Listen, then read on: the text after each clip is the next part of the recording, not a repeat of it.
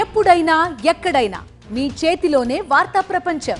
మీ మొబైల్లో, మీ కంప్యూటర్లో, మీ టీవీలో. సాక్షి టీవీ డిజిటల్ ప్రసారాల కోసం లాగిన్ అవ్వండి www.youtube.com/sakshi-tv. సబ్స్క్రైబ్ సాక్షి టీవీ యూట్యూబ్ ఛానల్. నిర్ణయం చాలా మంది యానిమల్ యాక్టివిస్టులకి ఇబ్బందికరంగా ఉంది. మీకు ఎలా అనిపిస్తుంది? అంటే ఈ నిర్ణయంలో యానిమల్ యాక్టివిస్టుల కన్నా చాలా జంతువులు ఎక్కువ బాధపడుతున్నాయి. ఎందుకనంటే ఇప్పుడు కోర్ట్ అనేది ఒక జడ్జ్మెంట్ లాగా పాస్ చేశారు.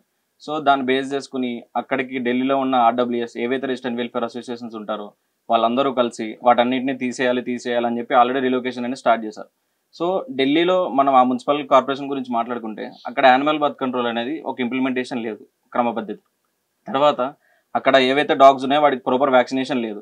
సో ఎక్కడైతే యానిమల్ బర్త్ కంట్రోల్ సరిగా జరగకుండా ఉంటుందో అక్కడ పాపులేషన్ అనేది పెరిగిపోతుంది. తర్వాత వీళ్ళు ఏవైతే డాగ్స్ ని తరలించాలి వేరే చోట రిలోకేషన్ చేయాలని అంటున్నారు. సో అలాంటివి మనం చూసుకుంటే ఒక ఏ అనే కాలనీ నుంచి డాగ్స్ తీసుకెళ్లి బి అనే కాలనీలో పెడితే అక్కడ ఏ అనే కాలనీ బి అనే కాలనీ డాగ్స్ ని యాక్సెప్ట్ చేయవు. సో అక్కడ మొత్తం అంతా డిస్టర్బెన్స్ స్టార్ట్ అవుతుంది. సో ఆ కాలనీ డాగ్స్ ఏవైతే ఉన్నాయో వాటిని అలౌ చేయవు. సో అది లాస్ట్ అండ్ హంగ్రీ ఉంటుంది. తర్వాత దానికంటూ ప్రొటెక్ట్ చేసుకోవడానికి అది టెరిటోరియల్ కాదు. సో అక్కడ ఇష్యూస్ అనేవి స్టార్ట్ అవుతాయి. అలాంటి సిచువేషన్ లో డాగ్ బైట్ అయ్యే ఛాన్సెస్ ఉంటాయి. అదే బేసికలీ మీరు అనేది షెల్టర్స్ లో అయ్యే పరిస్థితి ఇది, లేకపోతే షెల్టర్స్ లో కాదండి. ఇప్పుడు ఎగ్జాంపుల్ ఏదైనా ఒక రెసిడెంట్ వెల్ఫేర్ అసోసియేషన్ వాళ్ళు తీసుకెళ్లి ఇక్కడ కాలనీ డాగ్స్ ని వేరే పంజగుట్టలో వదిలేస్తారు అనుకోండి, వీటికి పడకుండా పడదు. అక్కడ ఒక మిస్కమ్యూనికేషన్ అనేది జరుగుతూ ఉంటుంది. తర్వాత వాటికి ఇంకొకటి ఏంటంటే వాటికి ఫుడ్ దొరకదు. ఎందుకంటే డాగ్స్ అనేవి టెరిటోరియల్. అవి వాటి ఉండే ప్రాంతంలో అవి ఫుడ్ ఎక్కడ దొరుకుతాయని వెతుక్కుని వాటంతా స్వతంత్రంగా ఫుడ్ తీసుకుని తినగలవు.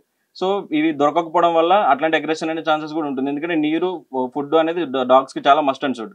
సమ్మర్ లో కూడా ఈ టైంలో కూడా చాలా మస్ట్ అండ్ షుడ్. ఏమంటే మీరు డాగ్స్ గురించి ఆలోచిస్తున్నారు, ఒకటి అరా అయినా కూడా ఈ సంఘటనలు చూసినప్పుడు మీకు ఇబ్బందికరంగా లేదా? కంపల్సరీ చిన్న పిల్లలండి, చిన్న పిల్లలు రోడ్ల మీద ఆడుతుంటే కుక్కలు వచ్చి అది కుక్కల్ని కూడా అనడం లేదు, ఆ పరిస్థితులను అంటున్నాం. ఎందుకంటే ఎవరో ఒకళ్ళు బాధ్యత వహించాలి. కంపల్సరీ బాధ్యత వహించాలి మేడం. బాధ్యత వహించాల్సింది ఫస్ట్ ఆఫ్ ఆల్ గవర్నమెంట్ నుంచి ఉండాలి. ఎందుకంటే మనం ఏబీసీ గవర్నమెంట్ అన్నిటికీ, ఎందుకంటే 2001 లో మనకి గవర్నమెంట్ ఎస్టాబ్లిష్ చేసింది animal birth control guide lines. ఎందుకంటే ఒకవేళ డాగ్స్ అనేవి ఎక్కువైపోతే ఫ్యూచర్ లో ప్రాబ్లం ఉంటుందని యానిమల్ బర్త్ కంట్రోల్ రూల్స్ అనేది 2001 లో ఫామ్ చేశారు. అప్పటికి డాగ్ పాపులేషన్ ఎక్కువ లేదు, ఎవరికి ఇబ్బంది లేదు. సో ఇప్పుడు డాగ్ పాపులేషన్ ఎక్కువైంది, ఇబ్బంది స్టార్ట్ అయింది. సో ఇప్పుడు ఇబ్బంది స్టార్ట్ అయింది కాబట్టి అక్కడ ఒక జడ్జ్మెంట్ అనేది పాస్ చేశారు. యాక్చువల్లీ అక్కడ చనిపోయిన పాప కూడా రేబిస్ వల్ల కాదు, అది వేరే సమ్ ఇష్యూ వల్ల చనిపోయారు. సో అది పేపర్ పరిస్థితి ఏంటి? ఏది ఇంకో కబడ్డీ ప్లేయర్ అంటే ఉంటాయండి, కానీ ఇది కమ్యూనికబుల్ ఉండకూడదని రేబీస్ వ్యాక్సిన్ అనేది కంపల్సరీ. సమస్య నిజమని నమ్ముతారా? సమస్య అనేది నేనైతే నమ్మనండి. ఎందుకనంటే ఇప్పుడు మనం ఏదైతే క్రమ పద్ధతులు ఇంప్లిమెంటేషన్ చేస్తే ఆ పద్ధతి అనేది ఆ ప్రాబ్లం అనేది ఉండదు. సో రేబీస్ అనేది డాగ్ నుంచే వస్తుంది అనేది అయితే ఉండదండి. ఎందుకంటే డాక్టర్ గారిని కూడా మనం అడిగి తెలుసుకుందాం. ఇప్పుడు ఏమైనా సరే ఏ హాస్పిటల్లోనైనా సరే రేబీస్ అనేది డాగ్ నుంచే కమ్యూనికబుల్ అవుతుంది, అందు గురించి రిజిస్టర్ చేస్తున్నారు అని అంటున్నారు. ఎందుకంటే ఒక రేబీస్ వ్యాక్సిన్ మనం తీసుకుంటే ఒక డాగ్ బైట్ అయితే 5 డోసెస్ తీసుకుంటాం. సో ఎవ్రీ హాస్పిటల్లో దాన్ని ఎట్లా రిజిస్టర్ చేస్తున్నారంటే ఎవరైనా సెకండ్ డోస్కి వెళ్ళినా సరే అది న్యూ కంప్లైంట్ కిందనే రిజిస్టర్ చేస్తున్నారు. సో మీరు అనేది రేబీస్ నంబర్ ఆఫ్ వ్యాక్సిన్స్ ఇవ్వడం అనేది ఒక కొలమానం కాకూడదు కుక్క కాట్లకి. అంతేనాదండి, నేను అనేది దానికోసం కాదు. రేబీస్ జరుగుతూ ఉంటే ఇన్సిడెంట్స్ జరగదని ఏముండదండి. ఇప్పుడు మానవ తప్పిదాలన్నీ కూడా జరుగుతూనే ఉంటాయి. ఇప్పుడు ఎగ్జాంపుల్ మనుషులు కూడా ఉన్నారు, కొంతమంది ఇప్పుడు పిల్లల్ని ఇట్లా చేసి చంపేస్తూ ఉన్నారు, అవన్నీ కూడా జరుగుతున్నాయి. అట్లాంటి మనుషులందరినీ అలా కాదండి, అది మీరు అనేది రైటే. మీరు అనేది ఒకసారి మీరు జంతు ప్రేమికులు కాబట్టి మీరు అలాగే మాట్లాడతారు. I understand your point of view. కానీ దీనికి పరిష్కారం ఏంటి మాట్లాడదాం. బట్ ఈ లోపల డాక్టర్ గారు ఉన్నారు. అసలు రేబీస్ అన్నది is it a real issue అండి? ఈ రోజు భారతదేశంలో రేబీస్ కేసెస్ వస్తున్నాయా లేదా? కుక్కల నుంచి ఎన్ని వస్తున్నట్టు మనకు తెలుస్తుంది. Rabies is caused by dogs and it is very clear. It is such a dangerous viral infection. ఒకసారి గనుక అటాక్ అయింది అనుకోండి, దాన్ని ఇమ్మీడియట్ గనుక సోప్ వాటర్ తో వాష్ చేస్తే okay, it can be little controlled. లేదంటే అది గనుక ఒకసారి స్ప్రెడ్ అయింది అనుకోండి, it will very dangerous. Actually it leads to mortality. అదే చూస్తున్నాం కదండి, వెరీ వెరీ బ్యాడ్ కండిషన్ అండి. దీనివల్ల చాలా మంది చనిపోతున్నారు రేబీస్ వల్ల. అంటే ఇప్పుడు ఒక కుక్క ఎందుకు కరిసిద్ది అనేది ఇట్స్ ఇమ్మెటీరియల్ అండ్ బికాస్ దానికి ఏం తెలియదు. దానికి ఆల్రెడీ రేబీస్ ఉండటం వల్ల, పర్టికులర్ ఈ స్ట్రే డాగ్స్ లో ఏంటంటే రోడ్డు మీద ఉన్న డాగ్స్ ఏంటంటే వాళ్ళకి ఆల్రెడీ రేబీస్ ఎఫెక్ట్ అయినప్పుడు ఆ రేబీస్ వల్ల కలిగే ఇరిటేషన్ వల్ల అది ఫాస్ట్ ఎవరు కనపడిన వెళ్ళి కట్ చేసిద్దండి. దానికంటూ కంట్రోల్ ఉండదు. అది చిన్నపిల్లలు పెద్దోడు దానికి ఏం తెలియదు. సో యాక్చువల్గా ఏంటంటే what government is doing right now is the very good thing. Actually stray dogs ని ఒక చోట పెట్టేసేయాలి, ఒక ఏరియాలో.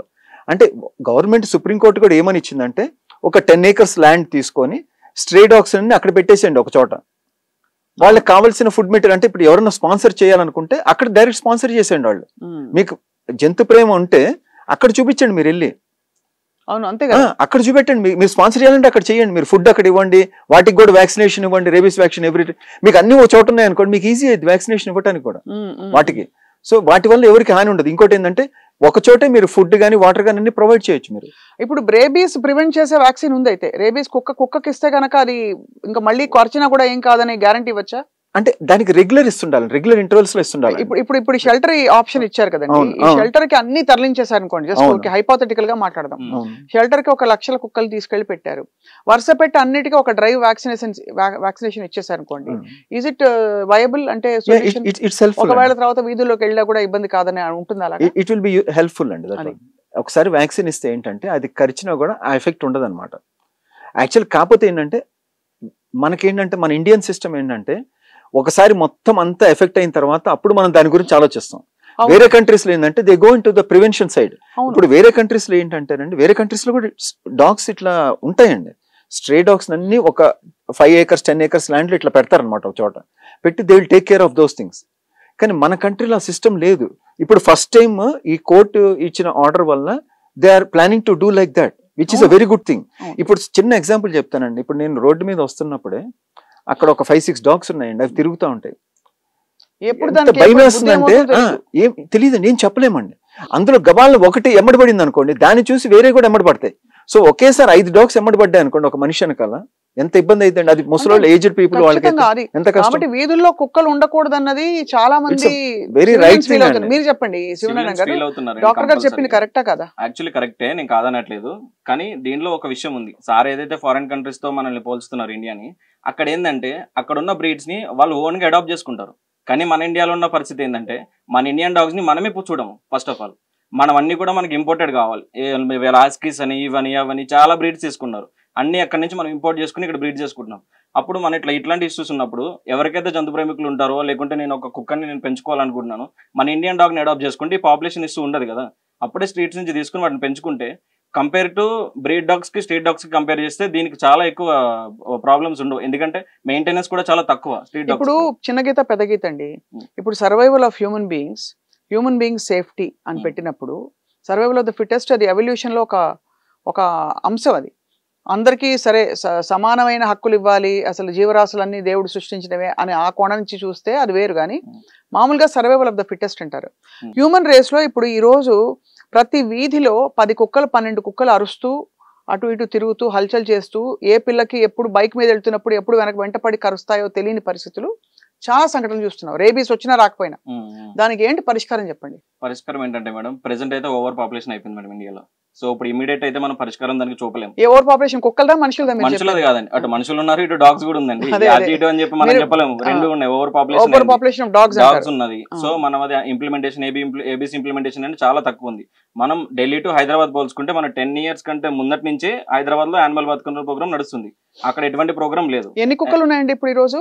అక్కడైతే 3 lakhs ప్లస్ ఉన్నాయని చెప్పేసి చెప్తున్నారండి. ఇక్కడ 10 లక్షలు ఉన్నాయి కుక్కలు అని చెప్పి నేను ఒక యాక్టివిస్ట్ చెప్పారు, మీ యానిమల్ యాక్టివిస్ట్. ఇక్కడ